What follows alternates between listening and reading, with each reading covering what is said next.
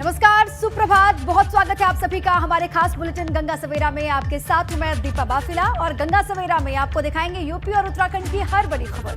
बिल्कुल दीपा के साथ। नमस्कार, गुड मॉर्निंग, सुप्रभात। मैं हूं स्नेहलता और आज गंगा सवेरा में बात होगी काशी की, क्योंकि आज काशी के दौरे पर सीएम योगी रहने वाले हैं। क्या रहेगा उनका पूरा कार्यक्रम, पूरा शेड्यूल, ये आपको डिटेल में हम बताएंगे। स्नेहा, साथ ही साथ आज यूपी की इलाहाबाद हाईकोर्ट में 3 बड़े मामलों की सुनवाई होगी। कौन से हैं वो 3 मामले, इसके बारे में तफसील से आपको बताएंगे। साथ ही साथ बात होगी गैंगस्टर पर एक्शन की। बिल्कुल, इस बुलेटिन में होगी उत्तराखंड की बड़ी खबरें। तो चलिए बिना देर किए शुरू करते हैं गंगा सवेरा। तो चलिए शुरुआत करते हैं सीएम योगी से जुड़ी इस खबर के साथ, जहां आज वो वाराणसी आने वाले हैं। उनका 2 दिन का ये काशी दौरा है, जहां वो जंगमबाड़ी और डीएवी कॉलेज में शिरकत करेंगे। वहां पर एक कार्यक्रम है। इसके साथ ही सीएम सर्किट हाउस और कमिश्नरी सभागार में अधिकारियों के साथ कई मुद्दों पर बैठक भी करने वाले हैं। और वहीं सीएम आज विकास परियोजनाओं का स्थलीय निरीक्षण भी करेंगे। आज सीएम काशी में ही रात्रि विश्राम भी करने वाले हैं। जो तमाम काम वहां पर चल रहे हैं उसके बारे में जानकारी भी लेंगे। आज से 2 दिनों के काशी दौरे पर उत्तर प्रदेश के मुखिया योगी आदित्यनाथ हैं। जंगमबाड़ी मठ के धार्मिक कार्यक्रम में वो शरीक होने वाले हैं। और देखिए, इसके अलावा वो वहां पर जो कार्य चल रहे हैं उसका स्थलीय निरीक्षण भी करेंगे। अधिकारियों से फीडबैक भी लेंगे, किस तरीके से कार्यों की गति है और किस तरीके से अधिकारी काम कर रहे हैं। डीएवी कॉलेज में आयोजित कार्यक्रम में चीफ गेस्ट के तौर पर शरीक होंगे योगी आदित्यनाथ। और सर्किट हाउस में जनप्रतिनिधियों के साथ वो मीटिंग करने वाले हैं। ऐसी भी खबर है, सर्किट हाउस में ही उच्च अधिकारी भी मौजूद रहेंगे। कमिश्नरी सभागार में मंडलीय समीक्षा बैठक भी करेंगे सीएम योगी आदित्यनाथ।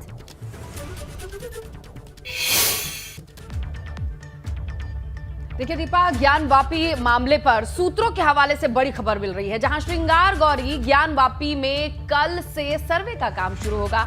कल सुबह 8 बजे से सर्वे का काम शुरू हो सकता है, सूत्रों से जानकारी मिल रही है। आज सिर्फ कागजी कार्रवाई होनी है और संबंधित अधिकारियों को भेजे जाएंगे कोर्ट के पेपर, ऐसी खबर है। देखिए, ज्ञानव्यापी मामले में कल से सर्वे की शुरुआत हो जाएगी। कल से सर्वे होगा।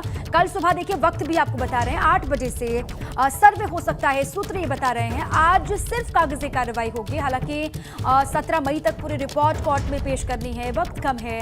और आज ये कहा जा रहा है जो कागजी कार्रवाई है उसको कंप्लीट किया जाएगा, जो फॉर्मेलिटीज हैं उसको कंप्लीट किया जाएगा और उसके बाद फिर कल से होगी शुरुआत सर्वे की।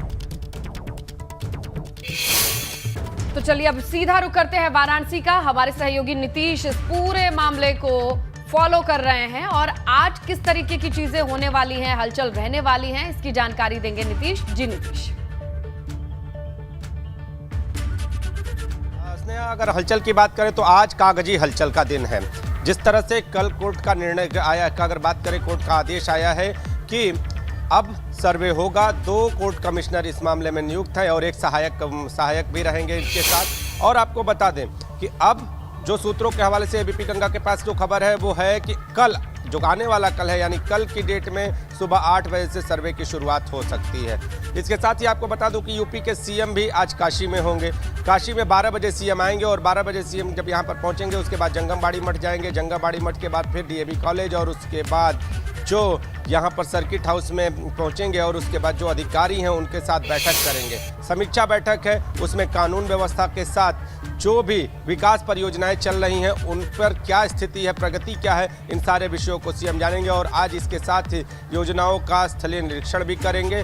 बाबा काशी विश्वनाथ धाम में भी जाएंगे, वहाँ बाबा का दर्शन भी करेंगे। तो सीएम का दौरा खास है और इसके साथ ही न्यायालयी प्रक्रिया में आज का दिन खास इसलिए कि जिस तरह से सबकी नज़र ये थी कि जो कोर्ट का आदेश होता है वो क्या होता है, तो अब आज दिन भर जो भी प्रशासनिक अधिकारी हैं, जो संबंधी अधिकारी हैं, जैसे बनारस कमिश्नरेट हो या फिर बनारस का जिला प्रशासन हो, मंदिर प्रशासन हो, इन सब को जो पेपर हैं, इस न्यायालयी कार्य से संबंधित पेपर हैं, वो भेजे जाएंगे। और आज अगर कार्य पूरे हो जाते हैं तो कल सुबह 8 बजे से सर्वे की कार्रवाई शुरू हो जाएगी। हाँ, ठीक है नीतीश, आज से जो कागजी काम है वो कंप्लीट किए जाएंगे आज, और उसके बाद कल से 8 बजे से सुबह जो सर्वे का काम है वो शुरू होगा। और इसी बीच में, इन सभी विवादों के बीच में सीएम योगी भी पहुंच रहे हैं वाराणसी और उनके बारे में भी जानकारी दी है नीतीश ने। बहुत शुक्रिया आपका नीतीश, पूरी जानकारी तफसील से देने के लिए।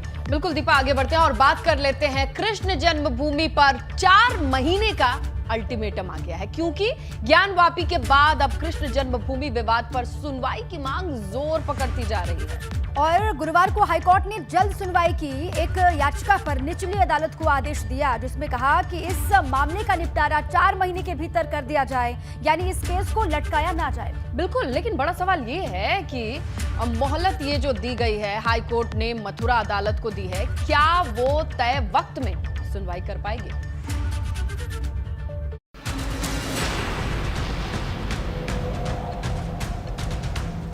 कृष्ण जन्मभूमि पर हाई कोर्ट का ऑर्डर, 4 महीने में होगा निपटारा। उच्च न्यायालय ने कहा है कि 4 माह के अंदर सभी केसों का निस्तारण करें और ये केस चलेंगे या नहीं चलेंगे। मामले में माननीय न्यायालय ने अभी कुछ भी नहीं कहा है। अगर कहा भी है तो वो आदेश आने तक हम लोग कोई भी स्टेटमेंट नहीं दे सकते। ज्ञानवापी के बाद अब श्री कृष्ण जन्मभूमि और ईदगाह विवाद पर फैसले का काउंटडाउन शुरू हो चुका है। इलाहाबाद हाईकोर्ट ने मथुरा की अदालत को आदेश दिया कि वो 4 महीने के भीतर सभी अर्जियों का निपटारा करे। माननीय न्यायालय ने यह आदेश, स्पष्ट आदेश सुनाया है कि डिस्ट्रिक्ट कोर्ट मथुरा आज से अगले 4 महीने के अंदर इस मामले का निस्तारण करे तथा जो पुराने प्रार्थना पत्र पेंडिंग है उनको 4 महीने में डिसाइड करे। ये बहुत ही हर्ष की बात है कि माननीय न्यायालय ने बहुत ही कड़ा रुख अपनाते हुए स्पष्ट आदेश दिया है। हाईकोर्ट ने यह भी साफ कर दिया कि अगर दूसरे पक्षकार सुनवाई में शामिल नहीं होते या फिर मामले को लटकाने की कोशिश होती है तो अदालत एक पक्षीय आदेश जारी करे, मतलब फैसला तुरंत से तुरंत। आपको बता दें कि ये पूरा मामला कृष्ण जन्मभूमि की 13.37 एकड़ भूमि के स्वामित्व की मांग को लेकर है। इसमें श्री कृष्ण जन्मभूमि में बनी शाही ईदगाह मस्जिद को हटाने की मांग की गई है। इसी को लेकर हिंदू पक्ष की तरफ से हाईकोर्ट में याचिका दाखिल की गई थी और मांग की गई थी कि इस विवाद से जुड़े जो मुकदमे हैं उस पर हर रोज सुनवाई हो ताकि जल्द से जल्द समाधान हो। हालांकि हाईकोर्ट ने खुद सुनवाई करने से मना कर दी, लेकिन निचली अदालत को निर्देश देकर इस केस में जल्द से जल्द निपटारा करने की डेडलाइन जरूर तय कर दी है। निश्चित रूप से हिंदू पक्षकारों के पक्ष में ये आदेश है, जितनी भी याचिकाएं हैं, और एक पॉजिटिव आदेश आया है और इस पॉजिटिव आदेश से एक नई दिशा और नई धारा तय होगी। टोटल गुमराह कर रहे हैं, यहाँ कुछ कहते हैं वहाँ कुछ कहते हैं, साक्ष्य के रूप में कुछ है नहीं, मुकदमों से भागना चाहते हैं। वैसे श्री कृष्ण जन्मभूमि और ईदगाह को लेकर एक सुनवाई मथुरा की सेशन कोर्ट में भी चल रही। कोर्ट ने इस मामले में 19 मई तक फैसला सुरक्षित रखा है, लेकिन जिस तरह से हाईकोर्ट ने निर्देश दिया उससे सवाल बड़ा है कि क्या 120 दिन के भीतर इस मामले का निपटारा हो जाएगा, क्योंकि 3 महीने बाद जन्माष्टमी भी है और जैसे जैसे वक्त बीत रहा ये मामला भी अयोध्या और काशी की तरह गर्माता जा रहा। Bureau report, ABP Ganga. देखिए, राज्यसभा चुनाव के लिए चुनाव आयोग ने बिगुल बजा दिया है। चुनाव आयोग ने चुनाव की तारीखों का ऐलान कर दिया है। 10 जून को सुबह 9 बजे से 4 बजे तक वोटिंग होगी और उसी दिन शाम को 5 बजे से वोटों की गिनती शुरू हो जाएगी। यूपी से राज्यसभा की 11 सीटों पर चुनाव होने हैं, जबकि उत्तराखंड से 1 राज्यसभा की सीट पर चुनाव होगा। बिल्कुल, और चुनाव की अधिसूचना 24 मई को जारी होगी और चुनाव की अधिसूचना के साथ ही 31 मई तक पर्चे दाखिल किए जा सकते हैं। नामांकन पत्रों की जांच 1 जून और 3 जून तक नामांकन पत्र वापस लिए जा सकते हैं। और आपको बता दें कि राज्यसभा चुनाव में सिर्फ विधायक ही वोटिंग करते हैं। जो वोटर्स होते हैं वो विधायक ही होते हैं। कौन कौन से चेहरे हैं, कहां कहां से सीटें खाली होने वाली हैं और कहां कितनी सीटें हैं जहां पर चुनाव होंगे। यूपी में राज्यसभा की 11 सीटें हैं जो खाली हैं और एक सीट के लिए 38 विधायकों के वोट की जरूरत होती है। समझिए, संख्या बल के आधार पर भाजपा 7 सीटें आसानी से जीतेगी और समाजवादी पार्टी 3 सीट आसानी से जीत जाएगी और एक सीट के लिए कांटे की टक्कर होने की संभावना है। और ये नाम भी आपको हम लगातार बता रहे हैं। बिल्कुल, बीजेपी से शिव प्रताप शुक्ला हैं, जफर इस्लाम रिटायर हुए हैं। बीजेपी से संजय सेठ, सुरेंद्र नागर, जयप्रकाश भी रिटायर हुए हैं। सपा से सुखराम यादव, रेवती रमण सिंह रिटायर हुए हैं और सपा से ही विशंबर निषाद भी रिटायर हुए हैं। कांग्रेस से कपिल सिब्बल भी रिटायर हुए हैं। बसपा से सतीश चंद्र मिश्र, अशोक सिद्धार्थ भी रिटायर हुए हैं। और इस बार बसपा और कांग्रेस से कोई नहीं जा सकेगा राज्यसभा। उत्तराखंड से देखिए, कांग्रेस के प्रदीप टम्टा रिटायर हुए हैं और वहां पर एक सीट पर राज्यसभा के लिए चुनाव होने हैं। इसीलिए अब यहाँ पर भी काउंटडाउन शुरू हो गया। आप कह सकते हैं वोटर्स विधायक होते हैं, विधायक ही वोट करते हैं, विधायक ही मेंबर चुनते हैं। इसीलिए अब काउंटडाउन यूपी उत्तराखंड में जिन जिन सीटों पर राज्यसभा के चुनाव होने हैं उसको लेकर जानकारी हमने आपको दी।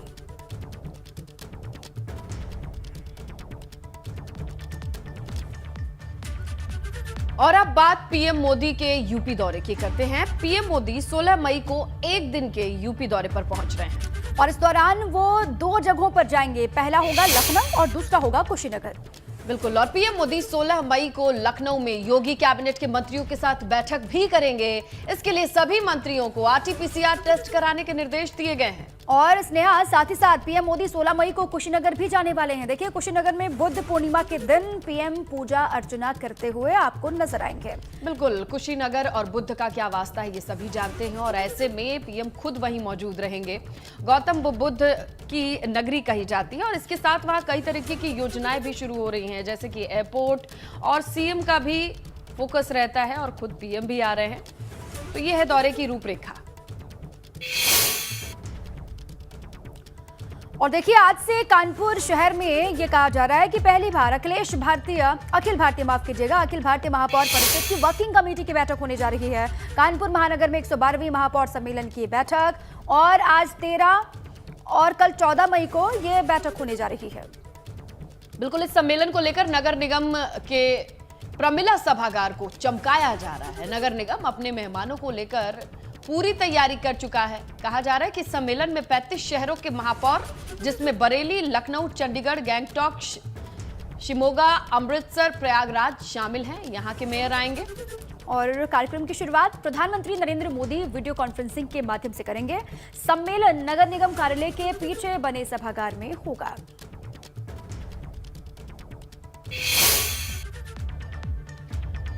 अयोध्या पहुंचे बीजेपी नेता विनय कटियार ने राज ठाकरे के अयोध्या दौरे को लेकर कैसरगंज के सांसद ब्रजभूषण सिंह के विरोध में गलत बताया और कहा है कि राम जन्मभूमि सबकी है, वहां किसी के लिए रोक टोक लगाना उचित नहीं है। और उन्होंने ये भी कहा कि राज ठाकरे का स्वागत किया जाना चाहिए। विनय कटियार ने कहा कि हम ये कहें कि हम अयोध्या में घुसने नहीं देंगे तो ये गलत है। दर्शन करने का अधिकार सभी का है। राज ठाकरे अगर आ रहे हैं तो उनका स्वागत होना चाहिए। वो आए, दर्शन करें, आराम से दर्शन करें, अयोध्या घूमें, जाएं, उनका स्वागत होना चाहिए। अब इसके लिए कोई प्रतिष्ठा बना ले, ये अच्छा नहीं है, क्योंकि कोई बम्बई की लड़ाई है, हम अयोध्या को लेकर के लड़ें कि अयोध्या में हम घुसने नहीं देंगे, अयोध्या में हम दर्शन नहीं करने देंगे। तो हमने तो राम मंदिर सबके लिए बनवाने की बात कही है ना, तो वो हमें झक मार के आ तो रहे हैं कम से कम, तो ये काम तो कर रहे हैं, तो हमें दर्शन करें, उनका स्वागत करना चाहिए। वहीं आज यूपी में कोर्ट की 3 अहम सुनवाइयां होने जा रही हैं। इन 3 सुनवाइयों पर सबकी नजरें टिकी होंगी। कोर्ट क्या फैसला सुनाता है, आपको 3 तस्वीरों के जरिए सब कुछ समझाते हैं।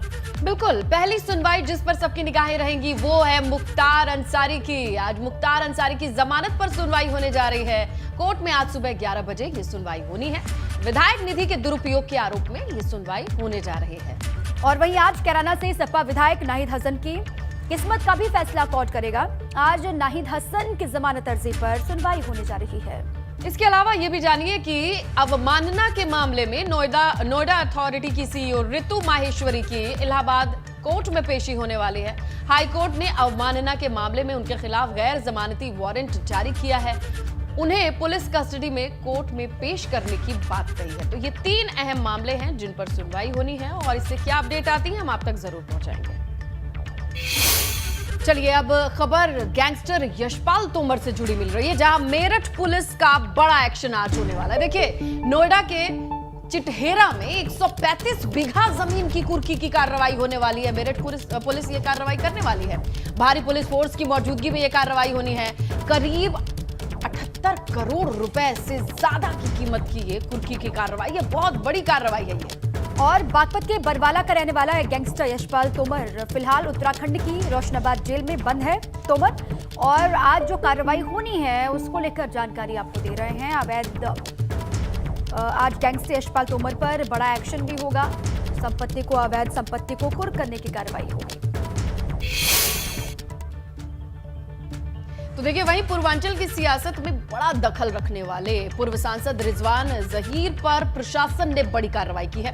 प्रशासन ने उनकी कोठी जमीन को कुर्क कर दिया है। देखिए, जिला प्रशासन के मुताबिक ये संपत्ति अपराध से अर्जित की गई थी, उसे यूपी गैंगस्टर एक्ट के तहत जिलाधिकारी के आदेश पर कुर्क कर दिया गया। प्रशासन ने कुर्की की गई संपत्ति का आकलन करीब 3 करोड़ रुपए बताया है। हालांकि पूर्व सांसद, उनकी बेटी और दामाद हत्या के मामले में अभी बलरामपुर जिला जेल में बंद है।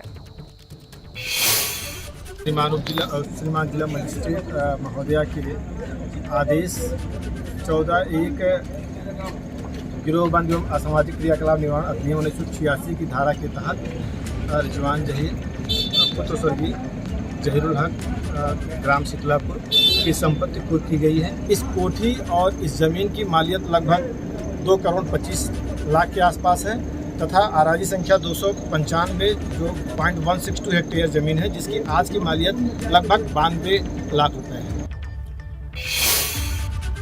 और अब बात हापुड़ की। हापुड़ के गढ़मुक्तेश्वर में सरकारी जमीन पर अवैध कब्जे हटाने के लिए गढ़मुक्तेश्वर एसडीएम अरविंद द्विवेदी ने बुलडोजर चलवाया। दरअसल हाईवे NH9 पर सरकारी जमीन दबंगों ने अवैध कब्जा करके उस पर ढाबे बना रखे और एसडीएम ने ढाबा मालिकों को नोटिस देकर जगह खाली करने को कहा था, लेकिन जब नोटिस पर जवाब ही नहीं आया तो इन अवैध कब्जों पर बुलडोजर चला दिया गया। देखिए, पहले नोटिस, उसके बाद कोई एक्शन नहीं दिखाई दिया, फिर यहाँ पर चला पीला पंजा। किस तरीके से कार्रवाई हुई NH8 पर, तस्वीरें आपके सामने। लगभग 25 बीघा जमीन है। इस सरकारी सड़क की जमीन पर कुछ लोगों द्वारा अवैध अतिक्रमण करते हुए अस्थायी रूप से ढाबे बना लिए गए थे और इन लोगों को लगभग 1 माह पूर्व मैंने नोटिस दिया था कि आप लोग इसको हटा लिए, सरकारी ज़मीन है। न तो इन लोगों के द्वारा कोई अभिलेख प्रस्तुत किया जा सका और न ही इनके द्वारा हटाया जा सका। तो जिलाधिकारी महोदया के निर्देशन में, उनके नेतृत्व में गढ़मुक्तेश्वर की राजस्व विभाग की टीम, नगर पालिका की टीम और पुलिस की टीम संयुक्त रूप से कार्रवाई करते हुए इस अवैध अतिक्रमण को यहाँ से हटा रही है।